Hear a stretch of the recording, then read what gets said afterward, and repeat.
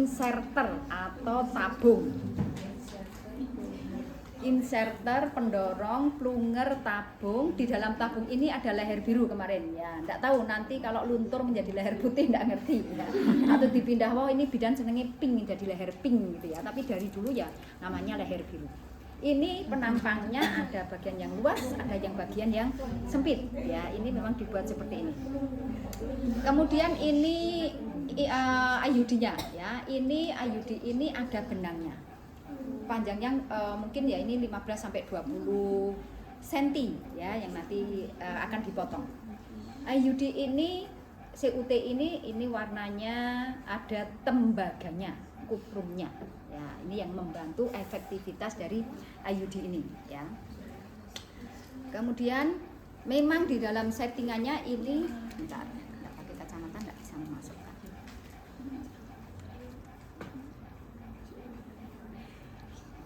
Tapi yang masuk itu hanya benang dan ini lengan T. Ini yang dimaksud dengan lengan T. Ini mestinya masih lurus ya. Ini karena sudah lama tadi dimasukkan dalam tabungnya jadi bengkong. Harusnya masih lurus.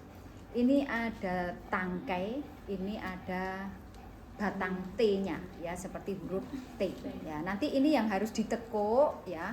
Dalam posisi masih dalam kemasan, ditekuk, kemudian nanti akan dimasukkan ke dalam inserternya sehingga posisinya akan menjadi seperti ini, tertekuk seperti ini ya. Tapi semuanya dilaksanakan di dalam kemasan gitu ya, tidak boleh dikeluarkan. Nah kemudian kebetulan ini posisinya keliru ya. Seandainya seperti ini kan batang T-nya yang masuk itu sebelah kanan kiri ya, lengannya di kanan kiri ya. Sementara leher birunya ini penampang panjangnya gimana ya? Depan belakang gitu ya. Ini kanan kiri ya, ini depan belakang. Ini harus lurus ya, penampang T-nya dengan leher biru penampang yang lebar ini harus sama sehingga harus diputar searah seperti ini. Ya, muternya bagaimana? Semuanya di dalam kemasan ini, gitu ya. Semuanya dalam kemasan. Ya, seandainya ini posisinya seperti ini ya, dalam kemasan. Ya, ini caranya nanti bagaimana? Leher biru ini kita tekan, ya. Kemudian yang dimanipulasi adalah inserternya, diputer-puter. Ya, di arahnya sama antara T yang masuk dengan leher biru. Gitu ya. Ya, kemudian ini belum ya. Ini tadi hanya terus berapa senti? Oh, 6 cm. Berarti ini tinggal mengatur saja jarak antara ujung dari IUD dengan jarak dari sampai di leher biru. Oh, kalau 6 cm. Oh, berarti diatur nanti 6 cm gitu ya, jarak dari ujung sampai di leher biru. Gitu. Tapi ada yang tidak ada mistarnya sehingga nanti ketika hasil ukuran pakai sonde, sondenya ini dari 4 cm sampai dengan 20 cm.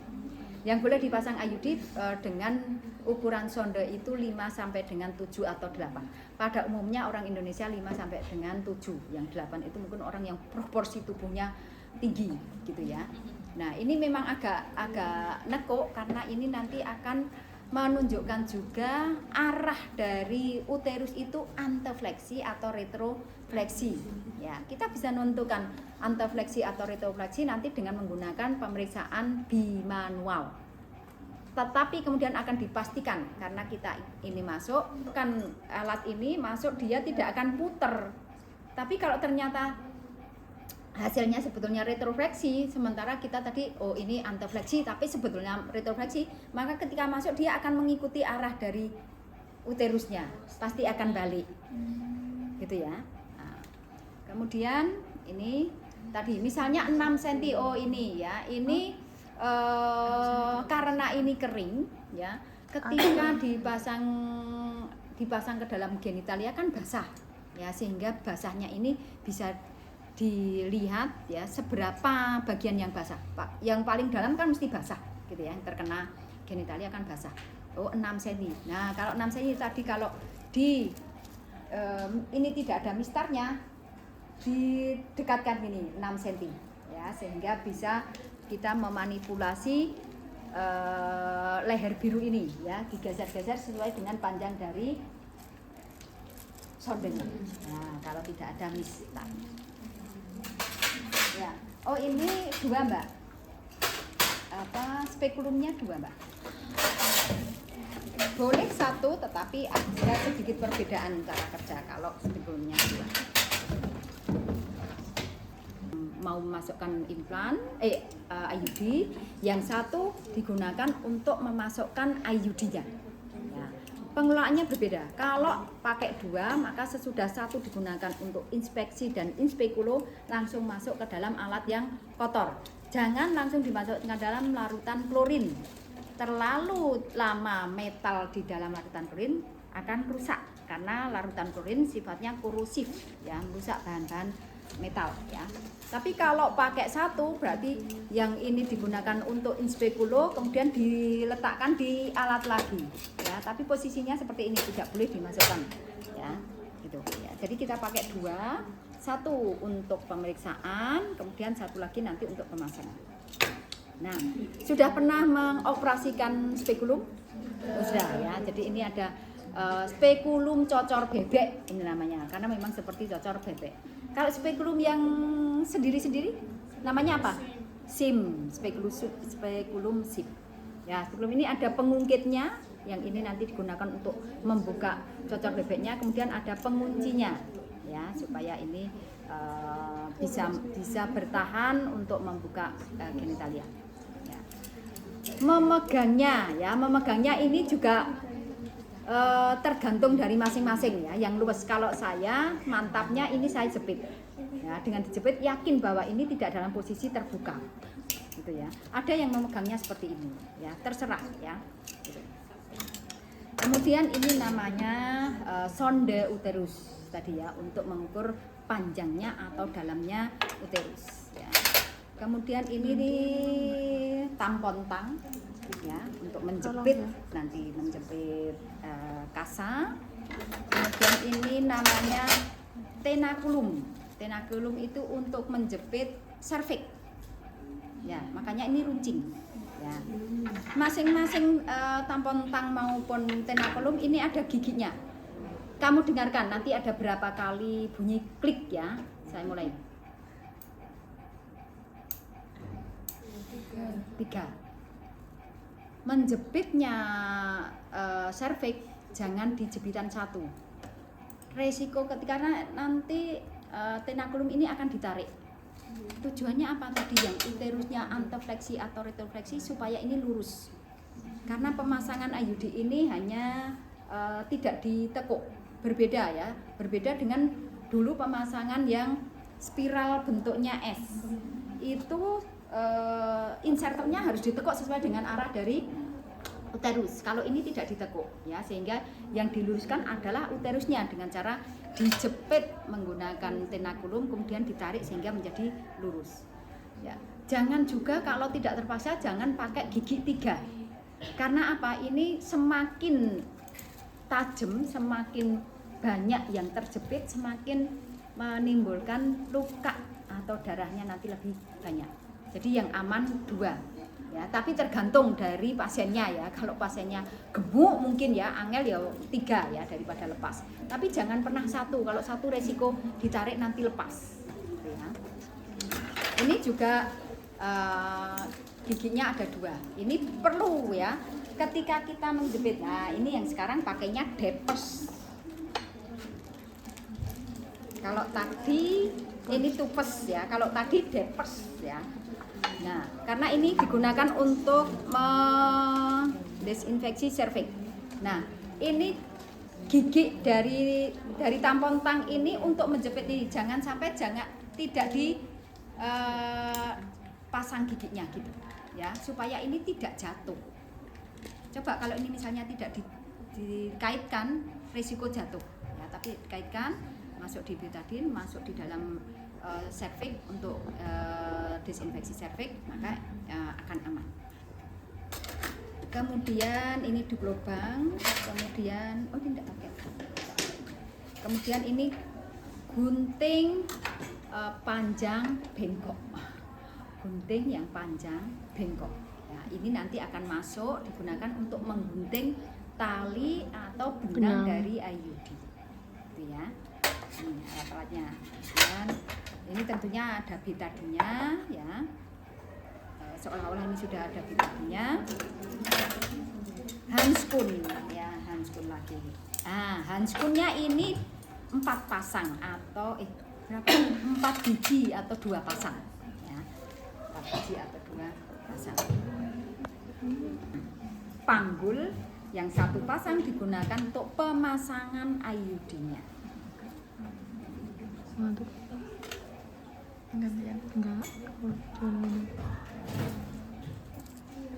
Ada yang berdiri ya?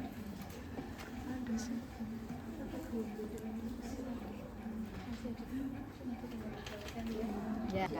Ya, kakinya diangkat. Kalau di puskesmas ya mestinya ada di meja gin gitu ya. Karena kalau ini pasiennya ini sudah semuanya ya sudah konseling, sudah tidak ada kontraindikasi juga ya. Kemudian kita tanyakan apakah ibu sudah kencing ya. Kalau di checklist kan sudah mengosongkan kandung kencing gitu ya. Gitu ya. Sudah atau belum, pokoknya disuruh ke kamar mandi untuk membersihkan genitalianya. Siapkan di sana sabun ya, pengering juga ya, sekalian untuk disuruh kencing ya. Kemudian ibu disuruh tempat tidur ya, tempat tidur ginekologi, tentunya celananya dilepas ya, karena kita mau memanipulasi daerah genitalia. Kemudian kita sampaikan kita akan melakukan pemeriksaan daerah panggul ya. Kita cuci tangan dulu, lampu sudah harus ya dipasang ya pakai APD ya. Kemudian kita pasang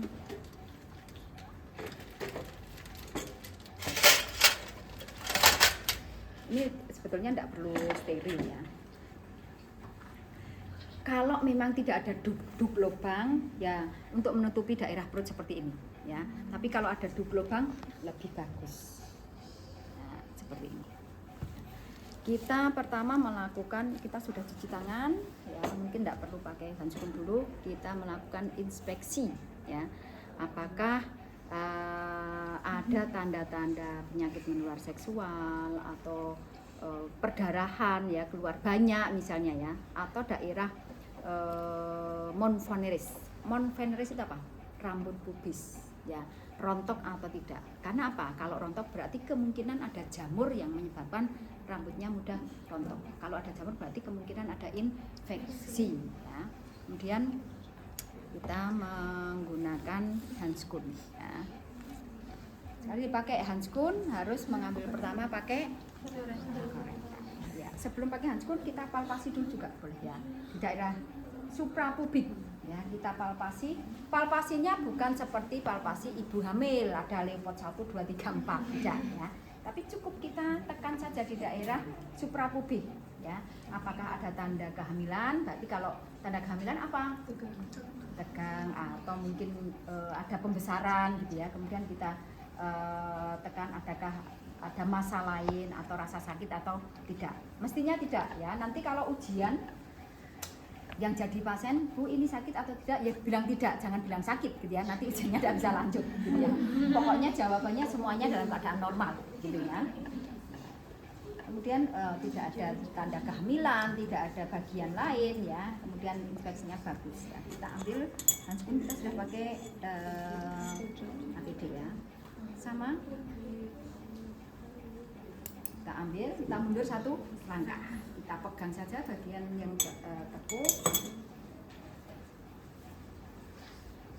Karena kalau ini kebetulan handskunnya kan kanan kiri oke ya, tidak akan salah. Ada handskun yang tersetting kanan dipakai kiri gitu ya, karena adanya seperti itu, kamu tidak bisa memodifikasi. Kalau ini tidak masalah.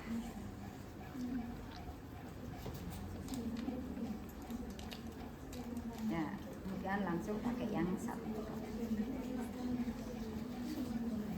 Ya, kita akan melakukan palpasi di daerah genitalia ya, sekaligus melihat apakah ada yang mengatakan perlu vulva hygiene, ada yang tidak, karena ini tadi sudah membersihkan sendiri ya, membersihkan. Kalau pakai misalnya dituntut pakai vulva hygiene ya siapkan alat vulva hygiene ya, tapi ini sudah bersih ya.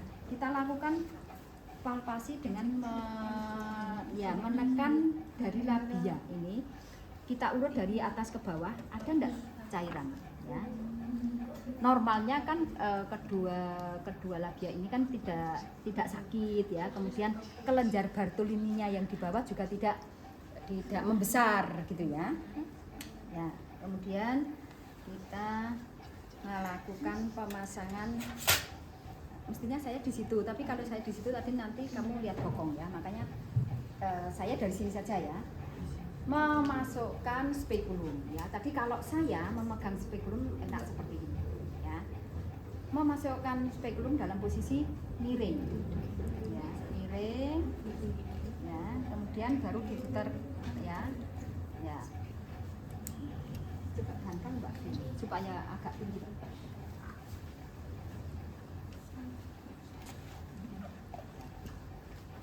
Kemudian ini kita lihat dulu, kita cari cervixnya. Begitu spekulum masuk belum tentu langsung lihat cervix ya. Kadang cervixnya di bawah sehingga harus ini diputar ke bawah ya, sampai pokoknya diputar-putar sampai betul-betul lihat cervix. Kalau sudah melihat cervix, kemudian ini dijungkitkan ya, dijungkitkan, kemudian boleh dikunci, boleh tidak, karena ini hanya melihat apakah ada tanda erosi, ada tanda infeksi atau keputihan di daerah serviks. Hanya membutuhkan waktu tidak sampai 5 menit ya, sehingga tidak perlu dikunci menurut saya ya. Kalau sudah, kemudian ya ini spekulum yang pertama ya, dijungkitkan saja ya, tidak perlu dikunci ya. Kemudian sudah mendapatkan darah, tidak ada erosi. Erosi itu apa? Lecet di bagian serviks, warnanya merah ya. Seperti kalau misalnya kita apa ya, tangannya senggolan dengan aspal misalnya ya, ini agak merah gitu ya, ya seperti itu. Kalau ada itu tidak boleh dipasang, harus diobati dulu, karena itu bagian dari infeksi. Dipasang ini nanti tambah infeksi, menjalar menjadi infeksi panggul, malah repot ya, harus diobati dulu ya. Nah, kalau tidak ada tanda infeksi, tidak ada erosi, tidak ada keputihan gitu ya, kemudian kita lepaskan. Kita minta ibu untuk nafas panjang, baik waktu memasukkan maupun mengeluarkan. Kalau mau servisnya bagus, boleh ini dioles pakai jelly ya, supaya apa? Supaya licin gitu ya. Kemudian karena pakai dua, ini langsung masuk di tempat alat yang kotor ya. Kemudian kita sesudah tadi inspeksi, palpasi, kemudian kita melakukan inspekulo, kemudian kita melakukan VT bimanual ya. Memasukkan tangan bimanual sama dengan VT pada umumnya ya. Satu jari kita tekan ke fornix posterior apa ini namanya, ya kita kok lupa ya. Kemudian diikuti dengan jari yang satu, kemudian masuk. Pada waktu tangan di dalam, diusahakan jempolnya jangan di atas, karena di sini ada klitoris ya. Ketika klitoris ini tersentuh, maka ini akan menimbulkan rasa tidak nyaman ya. Lebih baik jempolnya ke bawah ya. Apa yang kita periksa? Yang pertama ya, apakah ada nyeri goyang serviks ya, nyeri goyang itik gitu ya. Caranya bagaimana? Kalau ada infeksi, mau di VT saja sebetulnya dia pasti sudah sakit gitu ya. Caranya bagaimana ya, kita sentuh saja serviksnya itu ya, tidak ada nyeri goyang serviks. Yang kedua, adakah tanda-tanda kehamilan ya, melalui apa? Serviksnya ini mestinya kalau ada kehamilan, tidak ada kehamilan, bagaimana karakteristiknya atau kekenyalannya? Kenyal atau lembut? Kenyal ya, seperti ujung hidung ya. Jadi tidak ada tanda kehamilan. Kemudian besarnya ya, besarnya uterus ini normalnya dalam keadaan tidak hamil sebesar telur ayam kampung ya. Kemudian posisinya ya, antefleksi atau retrofleksi ya. Kemudian adakah nyeri adnexa kanan dan kiri. Nah, untuk mengetahui nyeri adnexa kanan dan kiri, tangan yang di dalam ini diarahkan sedikit ke kanan. Tangan yang di luar ya, ini tangan yang di luar juga diarahkan sedikit ke kanan. Ya, kita tekan adakah nyeri atau tidak. Kemudian dipindah ke arah kiri, digeser sedikit ke arah kiri. Kita akan ada nyeri adnexa kanan kiri atau tidak. Semuanya harusnya dalam keadaan normal ya. Tidak ada nyeri goyang serviks, kemudian tidak ada tanda kehamilan, posisinya antefleksi, retrofleksi juga boleh ya. Kemudian tidak ada nyeri adnexa, tidak ada bagian lain ya, tumor atau apapun ya. Kemudian sudah selesai kita sampaikan Ibu pemeriksaan panggul sementara sudah selesai ya. Akan saya siapkan IUD-nya ya. Tangan ini harus kita menyiapkan IUD tidak perlu pakai handscoon. Toh ini juga sudah kotor ya. Kita cuci di larutan klorin ya, dibuka dalam keadaan terhalin. Nah, kita sekarang ini tak pindah dulu supaya kelihatan. Kita akan menyiapkan IUD-nya. Ya. Tadi IUD-nya dalam kondisi yang bagus, ini harus masih rapel ya. Warna dari tembaganya ini juga warnanya kuning keemasan. Kalau ini sudah burem karena memang sudah terhubung dengan oksigen dan dia sudah teroksidasi gitu ya. Harusnya masih kuning keemasan ya. Kemudian tanggal expired ya, biasanya ada. Kalau sudah expired tidak boleh dipakai ya. Nah, bagaimana cara membukanya? Ini tidak boleh plastiknya dibuka semuanya ya, tapi dibuka dengan sepertiga bagian dari seluruh penampang plastik ya. Jadi ini seperti ini. Ini mestinya di tempat yang datar gini ya. Ya, ini saya tunjukkan supaya kamu tampak aja ya. Ya, kemudian ini ada tadi apa? Ini namanya apa tabungnya? Inserter. Pendorongnya plunger. Ya. Ini kita masukkan, kita ambil plunger, kita masukkan ke dalam tabungnya. Kalau saudara nanti ujian ngemel, ini apa jenisnya? Tremor gitu ya. Senggol kayak ya, taruh saja di kertasnya. Gitu ya, dia akan anteng. Nah, ini masuk. Nah, di dalam plunger ini ada bagian yang menonjol ini ya. Nanti bisa saudara lihat sendiri ya. Ini ada bagian yang menonjol ya. Ini harus masuk sampai yang menonjol ini harus masuk. Supaya apa? Nanti ketika dibalik seperti ini dia akan turun. Gitu ya, sebagai pengunci juga. Kemudian masuk saja, disisakan kurang lebih 1,5 jari. Ya, 1 jari atau 1,5 jari. Jangan terlalu panjang sisanya karena nanti akan mempengaruhi hasilnya di sini. Jangan juga terlalu semuanya masuk karena nanti lengan T-nya tidak akan bisa masuk di dalam inserter. Kemudian tidak perlu pakai handscoon. Nah, ini yang sulit ya. Karena ini memang harus di tempat yang datar ya. Ini memasukkannya masih di dalam ya. Ini saya contohkan saja ya, seperti ini. Ya, ini seolah-olah badan saya ini meja ya. Jadi tangannya bagaimana? 2 jari kita melipat ya, melipat bagian dari lengan T ini yang masih dalam kemasan ya, masih dalam kemasan ini supaya kelihatan saja kamu ya. Kita lipat, kemudian diarahkan ke bawah ya. Kemudian ini kan tadi seperti ini ya, dari sepertiga yang dibuka kita pegang inserternya enggak apa-apa ya. Kemudian kita tarik sedikit, kemudian kita jungkitkan ya untuk memasukkan kedua lengan T ini supaya berada di bawah. Kita jungkitkan.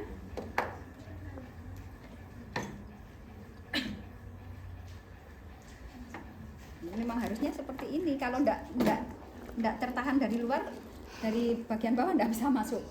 Jadi seperti ini ya. Jadi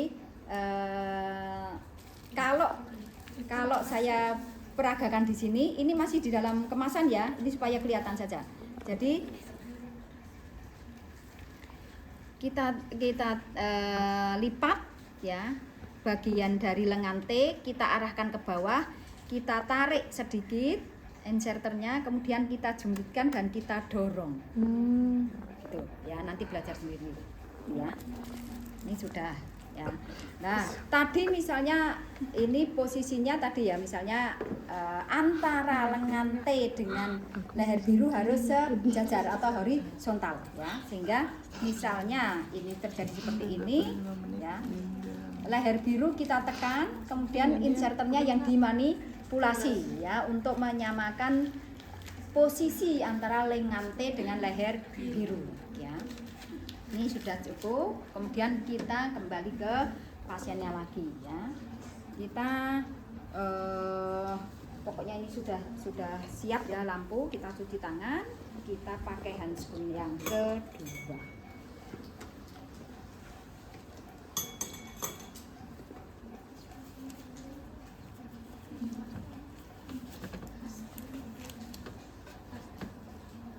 Ingat ya, pakai handscoon jangan ketika memakai masih dijepit pakai korentang ya. Ya. Kita Ibu, saya akan mulai melakukan pemasangan IUD. Saya pasang spekulum atau alat, silakan tarik nafas panjang. Sama ini posisinya miring, kemudian lurus, kemudian cari dulu cervixnya ya sampai ketemu. Kalau sudah ketemu, kalau ini sekarang harus dikunci ya. Di pengungkitnya harus kita tekan ya, kemudian kita kunci karena ini kita membutuhkan waktu yang cukup lama ya untuk memasukkan IUD-nya. Ya. Kemudian kita akan membersihkan ini tadi mana ya? Ya, membersihkan cervix ya.